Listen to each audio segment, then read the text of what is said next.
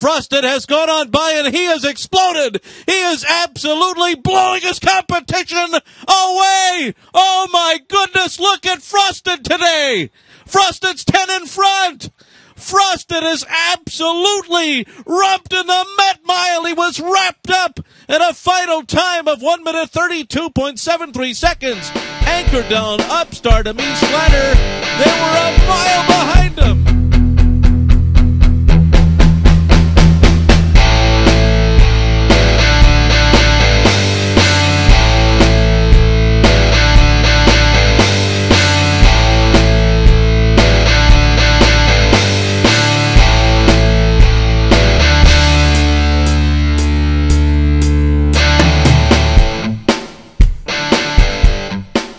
Bobby Shoemaker, Andrew Calvano. It's Tournament Talk on the Tournament Edge for Friday, June 17th. We got 4 races on the docket, one at Belmont Park, one at Santa Anita, and then Andrew and I are going to cover 2 races at Churchill Downs, which will be under the lights. And Andrew, it's a very good Churchill Downs card as they set things up for the Foster Handicap.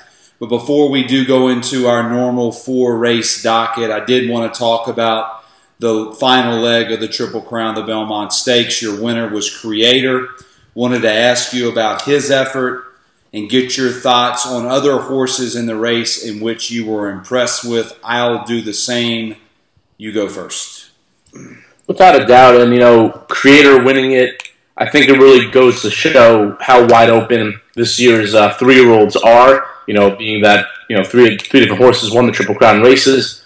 I think a lot of people overlooked the Rabbit of Gettysburg in the race. He didn't set too crazy fractions, but it seemed like he really set it up for his stablemate Creator. I know I overlooked Gettysburg. I didn't really like Creator in that race, so maybe it was just an oversight on a bunch of the handicappers that let the horse go off near 15-1. One of the horses I definitely want going forward out of this race is Governor Malibu. Governor Malibu was my top selection that day. And, he just had a very troubled trip going into the stretch drive. It seemed like the horse was loaded. Maybe Rosario waited a little bit too long to send him through on the rail and eventually, got stuck behind what seemed to be Gettysburg coming over and bumping him a little bit. If you watch the head-on, it's very tough for that horse. But I think the horse has a lot of upside and should be respected going forward.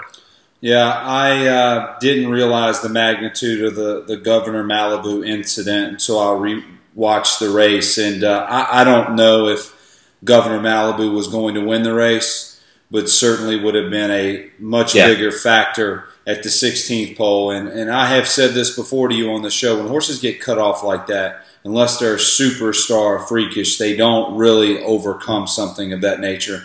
And maybe the horse would have made that move when Joel initially asked him, and he could have gotten up the rail and won the race. I do know that you were on a selection that I didn't give a lot of credit to, and I would have liked to have seen Joel with a better trip, and also wish Paco would have kept his line there when the Rabbit Gettysburg was quitting, but that's neither here nor there.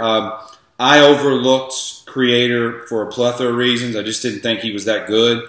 I didn't respect many of the horses coming out of Oaklawn Park and Fairgrounds. And Andrew, if you want to look back on it now, and I think both you and I were pretty critical of most of those horses, we were right until Creator, who clearly has proven that he can win a race like this. But I want to talk about the ride of Irad Ortiz. And I'm critical of him at times. I think he takes the overland route and it gets some horses at short odds beat. But he's got 40 wins at Belmont Park this spring for a reason. He's a very good rider, and the ride he gave Creator in that race on Saturday is the reason Creator won that race. I understand the pace set up for him. I didn't think it was going to be as hot as it was. I'm not saying it was hot. It was faster than what I thought it was going to be. But he made a move, and Steve Asmussen referred to it earlier in the week on one of the media stations. And I looked at it harder after I heard Steve talk about it. He was about to get caught about 5 wide going into that first turn, and I forget what horse Steve was talking about that had kind of pushed him out into the 5 path. And he reined the horse back, saved about 3 yards according to Steve, and that 3 yards allowed him to win the race by an inch. We can't take anything away from Irad Ortiz. That's one of the better rides we've seen in recent memory in the Belmont Stakes. Without a doubt, and Creator did a tremendous job in winning that race, but a lot of credit is due to Irad Ortiz. He definitely saved that horse and got him up just at the right time. I know a lot of people I follow. I myself, had Destin going into multiple pick fours, and it just got nosed out. So you got to credit Irad there for the tremendous ride. That's the next horse I wanted to talk about. To me, in my opinion, for whatever it's worth, I thought Destin ran the best race. I am not here to criticize Javier Castellano in the least, but I wish he would have laid off Gettysburg just a little bit more. And if he had done that, I think the outcome would have been a bit differently, and Destin would have won the race. I think he was the best horse. Time Form thought he was as well. He got a better Time Form rating. I believe it was a 122 or something of that nature, and Creator got a 121. I understand the numbers were close, but he still got a higher number. Very impressive. He lived up to the hype going into the Kentucky Derby. Thought he ran a whale of a race. I wanted to get your thoughts on Destin's performance Saturday. Yeah, without a doubt. And he was the best horse until the last second of the race. Simple as that. He got nosed at the wire there. But I agree. He was a little too close to Gettysburg. And obviously, hindsight's 20/20, and Javier Castellano is the best jockey in the world. Who are we to criticize him? But, I think looking back, and like you said, Bob, if he would have just sat off Gettysburg a bit more, could have been his win in the winner's circle. I was wrong about Stradivari. I thought he was going to come into the race ready to run a really big one. Thought he had a chance to be a superstar as a 3-year-old. Thought he had every chance to win, turning for home. One of two things here. He either isn't as good as I thought he was going to be, or he couldn't get the 1.5 miles. Which one do you think it is? I think it's the 1.5 miles. What that horse showed us at Keeneland, I know he hasn't showed us much, and there's a lot of talks at the Keeneland allowance field that it beat by 15 some odd lengths. Wasn't that strong to begin with, but I think when Pletcher cuts this horse back, we're going to see who the real horse is.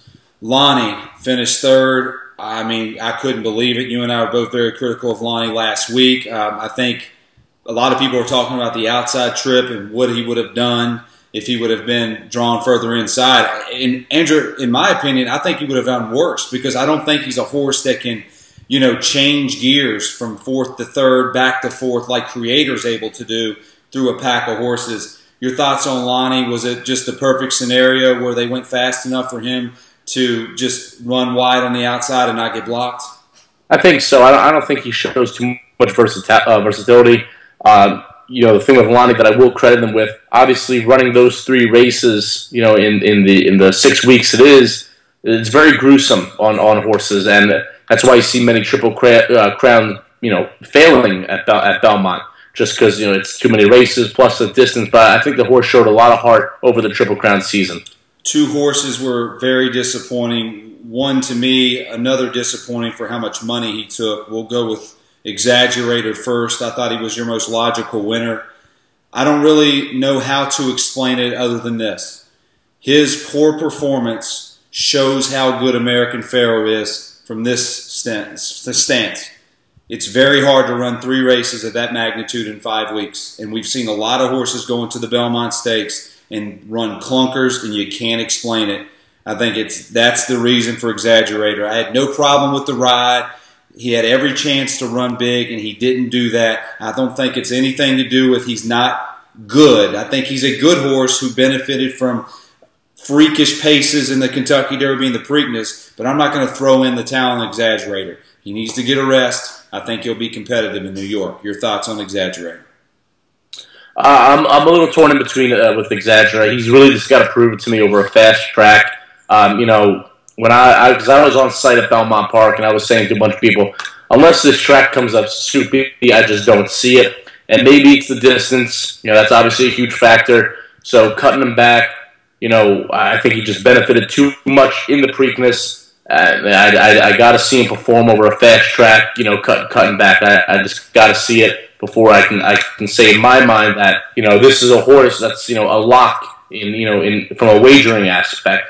Until I see that, I'm going to try to play against it, because I know he will be short odds going further. And there's a lot of dead money in the pool, in the Belmont Stakes with everybody buying the $2 win tickets. That's a big thing. but I think the odds were reasonable. I didn't expect anything off that. I think they were reasonable to begin with.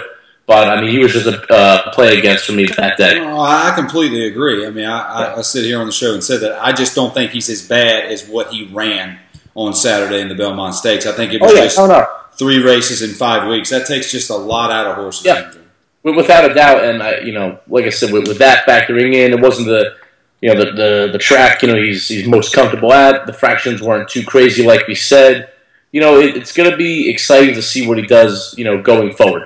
Yeah, I'm intrigued to see that. I think he's better than what he ran, but he is going to be a prisoner of the pace, and horses like that, I like to bet against. Sudden Breaking News, surprisingly to me, took a lot of money and didn't run a lick, which wasn't surprising to me. Your thoughts on why it took so much money on Saturday? Obviously hindsight's 20/20, but I thought to begin with, Creator was the better of those two. For comparing Creator and Sudden Breaking News, the 2 closers in the group, I thought Creator was just a better horse. He's shown me more. He's won a Grade 1 race down in Arkansas. So I was very shocked to see the price on Sudden Breaking News. And, I mean, Governor Malibu, like we said, he didn't win the race. Would he have? Maybe that's tough to say. Did it cost him a placing in the top 3? I think so. But, I mean, Governor Malibu skyrocketed up to there to, I believe, 23-1. Destin was a big overlay.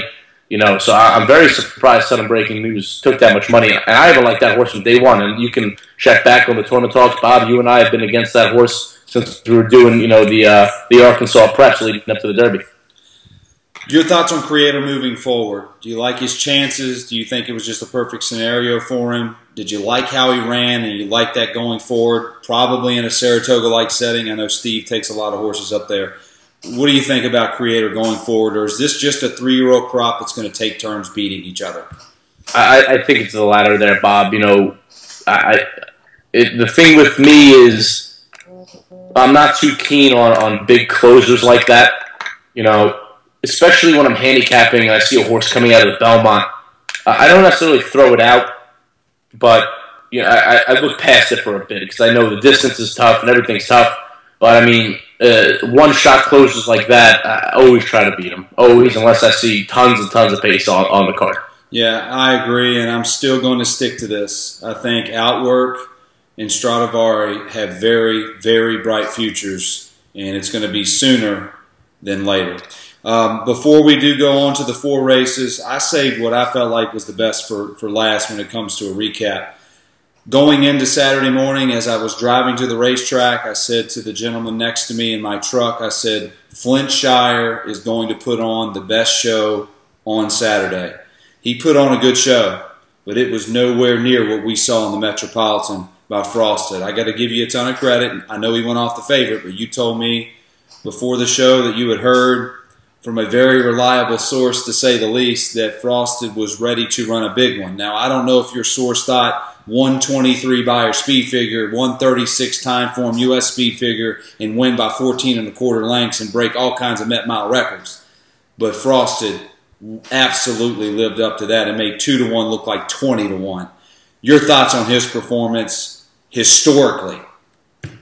Yeah, I thought it was just outstanding. And like I said, I got a good word from the people I listened to, and they said the horse is cranked and ready to go, and there's some reliable guys there. So I like I said, I singled in the pick 4, and I went 3 deep in the Flintshire race.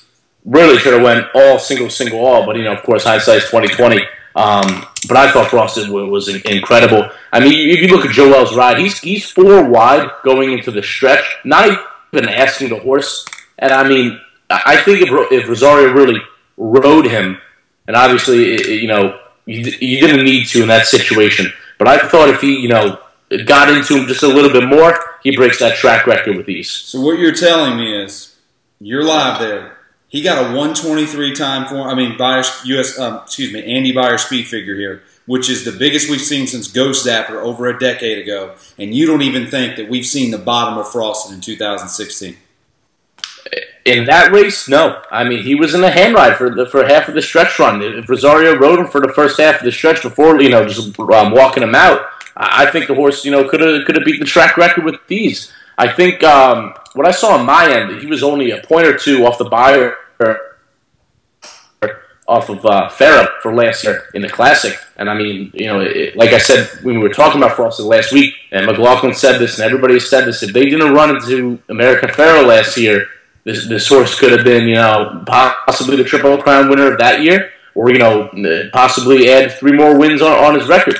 But I think nonetheless, if this is the 2016 Frosted from here on out, I don't see the horse losing a race. And I think the same goes for Flintshire, Bob. I don't think Flintshire is going to lose a race in 2016, but I hate to be a Debbie Downer here when it comes to Frosted. I'm certainly not trying to diminish anything he did. It's the best single performance of any horse race I've ever seen in my life, and I've watched a lot of great horses do a lot of great things. But I'm going to have to see it at 2 turns. I mean, he had a chance over in Dubai. He ran very poorly. I understand he drew the 9, was wide. He ran 5th. Karen feels like he could have ran 3rd. But I want to see him do it around 2 turns. Now, I was skeptical of Honor Code after he freaked out in the Met Mile last year. He went on to win the Whitney, and I thought he ran very well in other races in which he was compromised by pace. Frosted certainly has more of a tactical style than Honor Code, but I just want to see him go 2 turns. Karen said that they're going to point for the Whitney Stakes, and I think that will tell the toll of whether that was lightning in a bottle or if this is the real Frosted. Because I've seen other races where I didn't feel like I got the best out of Frosted. Now again, McLaughlin says he's filled out now. This is the best he's ever been. I'm sorry, I'm just going to have to see it around 2 turns before I'm all in on Frosted. And I could agree with you there, Bob. Obviously, the 1-turn mile at Belmont Park is a very intriguing race, just like down the hill at Santa Anita. I mean, you're right. He definitely doesn't have to prove it around 2 turns. But unfortunately, I haven't seen a 4-year-old competitor on any level of what we saw in the Met Mile. But you're right, Bob. We are going to have to see it around 2 turns. And Karen is pointing him for the Classic right now, unless he proves otherwise. That's where they're going. I heard him say that today. So now let's move on to the 4 races on the card. Andrew, we're going to start at beautiful Belmont Park. It is race 8, the $77,000 allowance. It's 1 1/16 on the inner turf for 3-year-olds and up. It's a field of 11. And the 8 horse is your 3-to-1 morning line favorites horse to beat. I will let you pronounce that name. It's Chad Brown. It's Javier Castellano. It makes sense.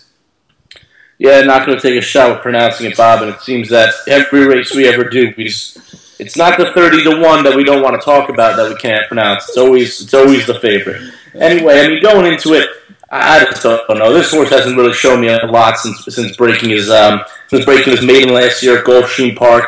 I'm very skeptical of breaking maidens at Gulfstream Park. I mean, we see a lot of Pletcher horses who break maidens down there. They come to New York and they can't win a race for anything. I'm not saying it's the same for Chad Brown, but that's why I'm always skeptical of what comes out of Gulfstream Park, and it seems to be proving my point. Now this horse is running in the money each time, except the second time out of Keeneland over a yielding turf course. I'll throw that out for him.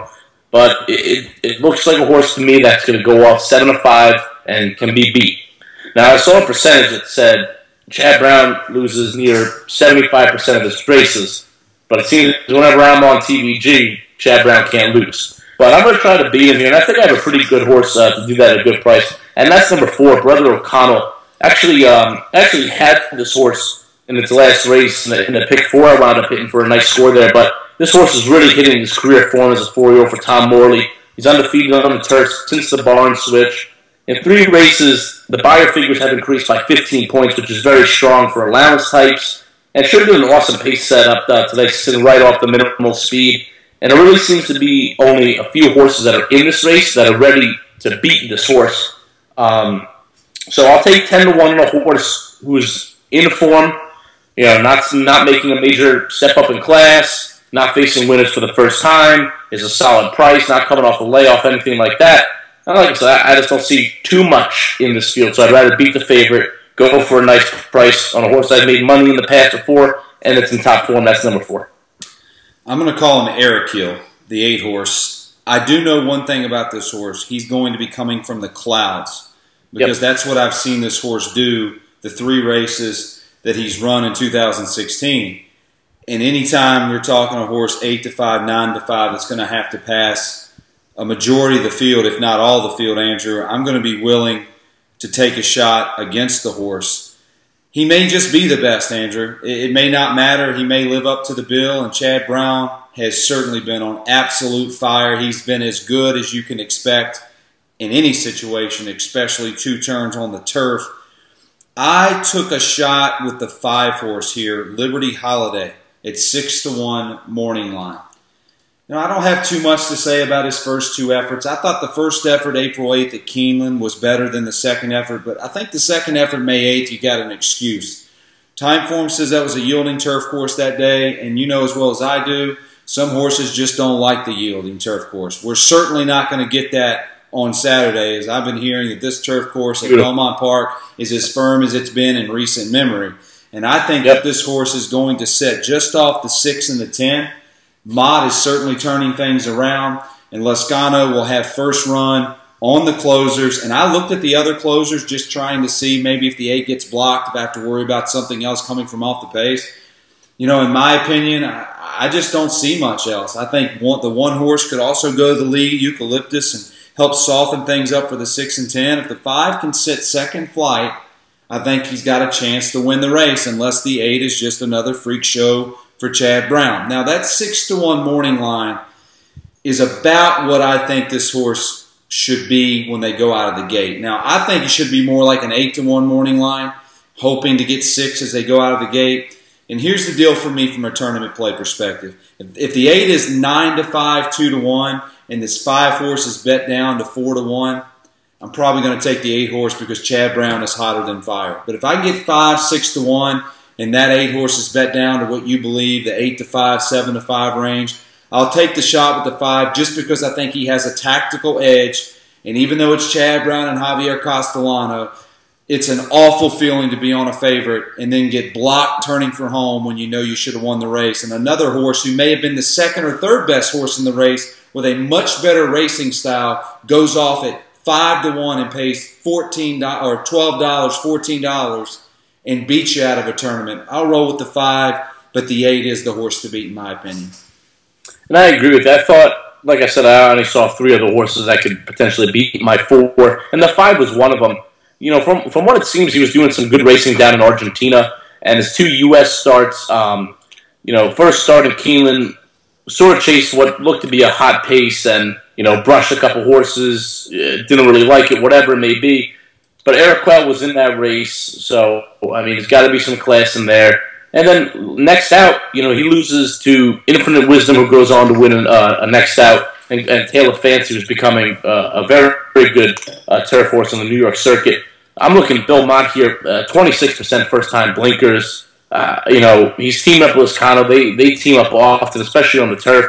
So a lot of things to like in this horse's form here. And like I said, he'll sit right off, and I think he's going to sit with my 4. And that's what they're going to do. They're both going to sit by, off the 6 and 10. So, Bob, it looks like we may have 2 horses turning for home here. Yeah, I think I'm going to include the pick in the pick 4. I'm going to include that 4 horse in that sequence. I just don't want them to chase the 1, 6, and 10 too contently if they go really fast, because I do think that these horses may end up getting in a pace duel, so I don't want to get caught up in that. But I do think that our 2 horses will be second flight and will have every opportunity to get first run on the 8 horse, and just pray that he's not good enough and can't pass him anyway. So let's move on out west to Santa Anita, race 6. We're going to save the 2 Churchill Down races for last. Again, race 6, Santa Anita. It's the Rainbow Stakes. It's 2 turns on the turf for 3-year-olds. A field of 11 in Arcature is your 4-1 morning line favorite. That is the 6 horse. I think he's the horse to beat. I think the morning line odds makers got it right. I'm not as worried about this horse as I am the Brown Javier Castellano horse. Your thoughts on the favorite? How do you think the pace is going to work out? And do you think it benefits the favorite?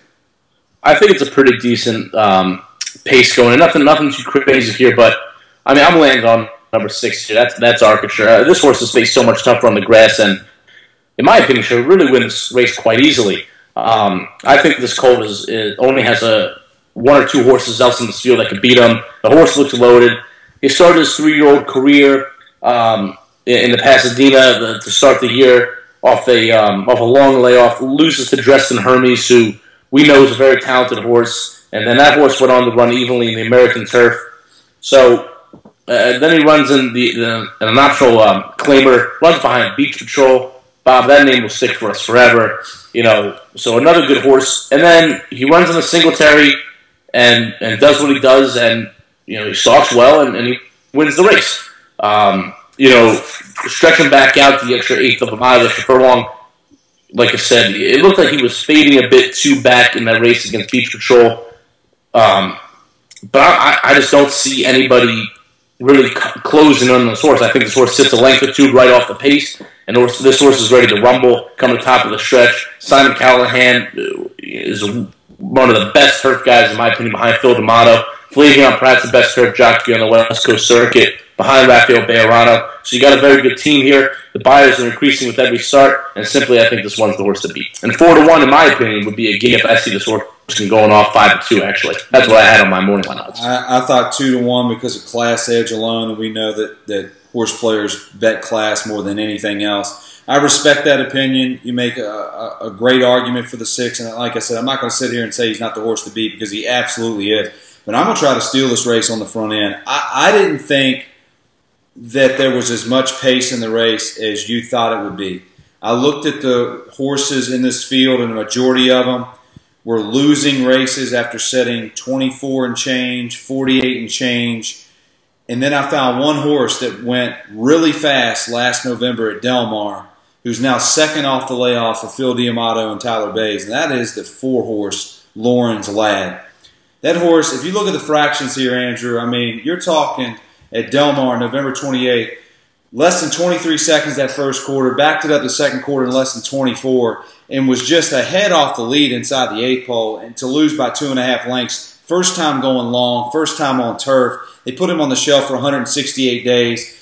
First time off the layoff going down the hill. This horse wins the race. Now they stretch him back out. I think he's the speed of the speed. Is he going to quit and they turn for home?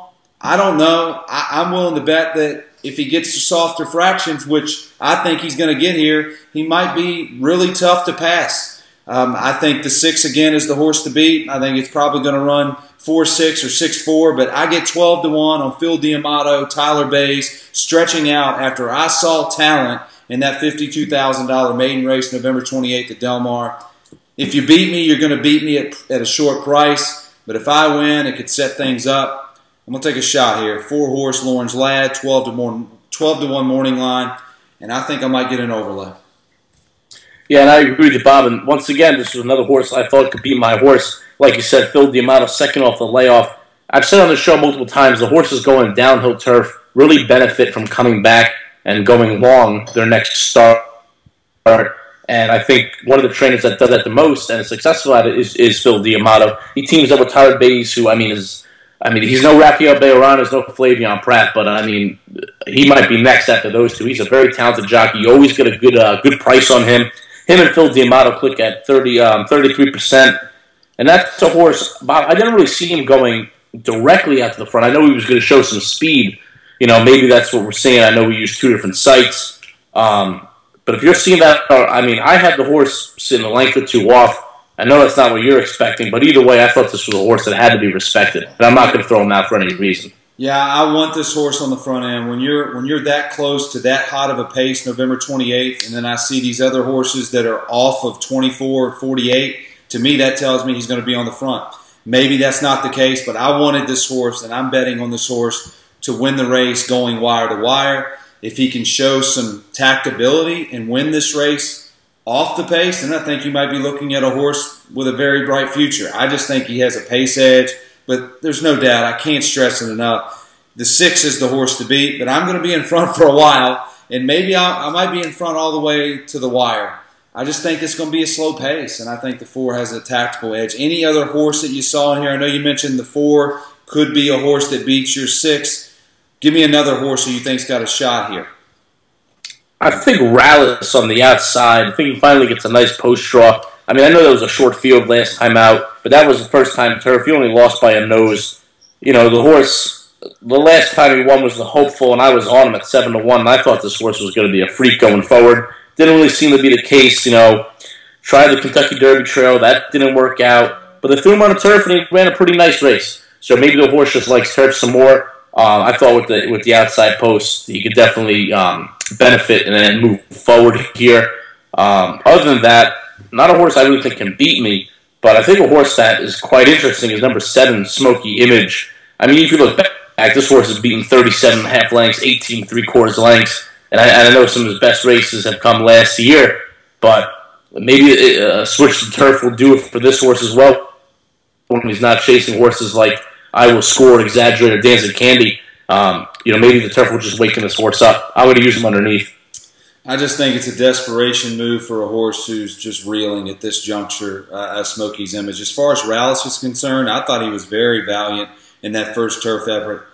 He's just going to have to be closer to the lead, and I don't think he's going to be closer to the lead. But, Andrew, I do think that there's talent there. So we're halfway through. Let's go to Churchill Downs, Under the Lights, for a great card there.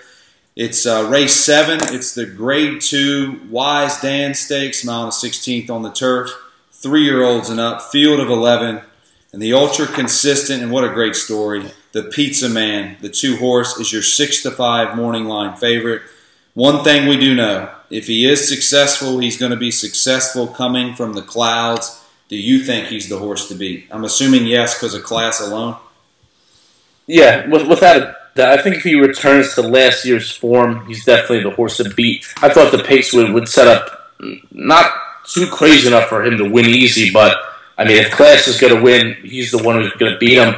I'll take a shot against him, though, and I'll go with number 9, Za Approval. Last start off in the 8-month layoff, he really needed it. He was beating 15 lengths after chasing Suicide Fractions, having to be forced out from the rail early. The post is huge today, moving outside, and that will allow him to sit back out of the gate. He doesn't like to win a lot as of late. I understand that his form is way past him, but he has some very sharp workouts coming in. He was the best of 46 back on June 3rd, and he loves hitting the board. So, if Pizza Man is the winner here, maybe I can get this horse at a nice price at 8-1 underneath. Pace, you say you think it's going to be solid enough for the Pizza Man to come from off of it. Who do you see going to the lead, and how fast do you see him going early in this race? I saw number 8, Pluvin, if I'm pronouncing it correctly. He should show some more speed than he did in his last race. I think a lot more speed we can see at Conquest Typhoon. He showed so much more greater speed early in his career. Other than that, I mean, maybe we get a horse from the outside in Cascade, number 10. But like I said, I don't think the pace is too crazy. I just think the Pizza Man is better than this field and will be able to run him down if a little bit forwardly placed. I think this is going to be a slow pace, Andrew, and no offense to the Pizza Man. It's a great story, and he proved me wrong time and time again. I just think he's going to be so up against it. I think he's going to be up against it like he was at Gulfstream Park, going a mile and an 1/8, where he went off at 1-1 February 6th, and Lucas Alley ran a great race, and Shining Copper was just as good. I just don't think this pace is going to be there. If you look back at his November 26th race at Del Mar, he got a suicide pace that day, and he won. Now, look, he went 6 wide and was unbelievable that day. But he needs hot fractions, and I just don't think he's going to get it here. And, in fact, I think the horse to beat, and wasn't my selection, is Thatcher Street, the 1-horse. That horse is in great form right now and is 8-1. Won a stakes race at Churchill Downs, won an allowance race at Gulfstream Park by a neck. Timeform U.S. Speed Figure, he increased by 6 points. Last race, I think he's in great form. Brian Hernandez is having a great meet at Churchill Downs. I think he's the horse to beat, but I actually went with another horse that you mentioned, and that's the 8-horse from France at 8-1 morning line. I know the connections are not very high, and I don't necessarily like that in a race like this, but ever since he was gelded, Andrew, he's been a different horse. He had 2 wins at the championship meet at Gulfstream Park previously, which proves that, look, if you're winning down there in the winter, you're beating some of the better, if not the best turf horses we see, and you're certainly beating guys like Todd Pletcher and Chad Brown and Bill Mott. I think he's got a big excuse first time out for Sims. He was 412 days off the layoff. And, when you're that far off the layoff and you're coming out of the Chad Brown barn to another barn, and you run, your bobble start, you run wide, and you only lose by 3/4 of a length. I think that at that point it shows that you got raw ability to overcome those obstacles. Last time out, he broke out in the start. He was in the 5-path all the way around the racetrack. Timeform says he went 3 wide, turning for home. He loses to Thatcher Street. Now I get him 3rd off the layoff. I get a softer pace. You think he's going to be on the lead? That would be just fine by me. He's going to force Thatcher Street and other horses like Pizza Man to come get him. He might just be peaking at the right time, and I know I'm going to get a good price. But again, I think the 1's the horse to beat. I think he's going to be betting half. But I'll roll with the 8 horse at a price and see if he can get it done late. And Bob, like I said, I agree with you 100%. I think the horse is definitely going to show some more speed. I think that bobble out of the gate, really prevented him from doing that last out. So I think we'll see him on the front end. If I was behind this horse, I'd prefer to see him on the front end. I don't know about where you want this horse, Bob. Yes, absolutely. Yeah, I think he could definitely benefit from being on the front end. Like you said, Thatcher Street. I mean, this horse is just rock and rolling here. Realistically, could have won 4 in a row if it wasn't for Heart to Heart, who's an excellent turf horse, and Go Around, who's been doing a lot of good stuff down in his home track at Gulfstream Park. So moving forward, Thatcher Street, I think, is the main threat to Pizza Man. And I know this race lands into a big pick 4 with the Stephen F. Foster, and I'm definitely going to have to include Thatcher Street. I don't think 8-1 will be a thing. I expected more toward 4-1. Yeah, I mean, absolutely. You did mention a horse that I just can't figure out. I know he's only won one time this year, and that's Conquest Typhoon. Mark Casse switches to Joe Bravo, or back to Joe Bravo. He's been in some big-time races as of late. He's got class. I don't like him. I never have, but he did beat me March 12th at Gulfstream Park when I didn't think he would. What's your thoughts on this horse from a talent perspective? Do you think he's actually a player in this race? I mean, he had some solid races against Grady Stakes Company, but I just don't think the horse really fits here. I'm not the biggest fan of Joe Bravo, and I really don't talk down jockeys, but I'm just not a big fan of him here. I think he'll take some money, which should be beneficial to us. And I know he's coming out of the Grade 1 Maker's Mile and the Grade 2 Dixie at Pimlico, and he's facing horses like Takeover Target. But I think this horse is up against from a pace perspective today, unless he walks on the front end and shows earlier speed like he did last year. So Andrew's on the 9 horse at 8-1's approval. I landed on the 8 horse. I'm not even going to pretend to pronounce his name, from France. He is trained by Sims and ridden by Channing Hill. Last but not least, it's again at Churchill Downs, race 9, the Grade 3 Regret Stakes. We were all on the turf this week on Tournament Talk. It's a 1.8 for 3-year-old fillies. It's a field of 11, and Auntie Joy, which is your outside horse, the 11 horse, is your 3-1 morning line favorite. Absolutely the deserved favorite, Andrew. Anytime you're running second to Catch a Glimpse, who is nothing short of a freak show, you deserve to be the favorite. And I agree with you 100%. The only thing I was afraid of was the outside draw from this one. But if you look too back, he was pinned outside in the Appalachian and didn't really seem to run a decent race, or at least it looks that way on paper. But like you said, running behind Catch a Glimpse, the horse has to be respected. I went with a horse to Auntie Joy's inside, and that's number 8, the Tharky Queen. I wanted to get behind this horse in the Black-Eyed Susan, but I couldn't. But I feel much comfortable today. Whether, dirt to turf, this one is faced so much tougher. I mean, if you look at the running lines, Go Maggie Go, Catch a Glimpse as well, Karina Mia, Songbird Gomo. I mean, the pace is awkward in here, and I would expect Lannery to have this one right off the pace, similar to how they won the Pocahontas back in the fall, September, over this course. I think a win over the course goes a long way. Now, I know that race was on dirt, but the horse has proven herself, broke the maiden over turf, and ran into a freak show over the turf at Keeneland. So I think with a good setup, this horse could really surprise people at 10-1. I went with a horse that I think is very versatile, has done very well in its first 2 starts, and that's just to the inside of Auntie Joy, who is the horse to beat, and that is the 10-horse Wessex at 6-1. I thought the horse was visually impressive April 2nd at Gulfstream Park, Andrew. I know the number didn't come back very strong, but the number didn't come back strong because Jose Lascano didn't ask the horse to do very much. I mean, the race was never in doubt, even though she was at 9-1 that day. and she won by a length. And here's something that you have to say about Bill Mott, who we know is not a very aggressive trainer when it comes to horses early in their career. He's typically a guy that will put them in a shorter turf race with slow workouts. They'll run terrible or run average, and then next time out is when you need to look out for him. He puts this horse first time in her career in a mile and an eighth in a maiden, and she wins the race with solid workouts. 4 furlongs and 48, 4 furlongs and 49. So you know there's talent there. Next time out, he throws her into a non-graded stakes race after her maiden score. And listen, if you go back and watch the video, Andrew, and I want you to do that before you put in your pick 4 tickets for Churchill Downs. She rated just off the pace, but she went 4 wide, again, all the way around the racetrack, losing a ton of ground. And then she only lost by a head, and I understand it was to 2 horses in this race. But here's the thing. I don't think there's as much pace in this race as there was in that race. So I think she's got every chance to clear most, if not all, of these horses and be on or near the lead. And she's in the 3rd start of her career. I don't think there's any reason why she can't improve off her last effort, get a better trip in this race. Mott goes to Brisbane.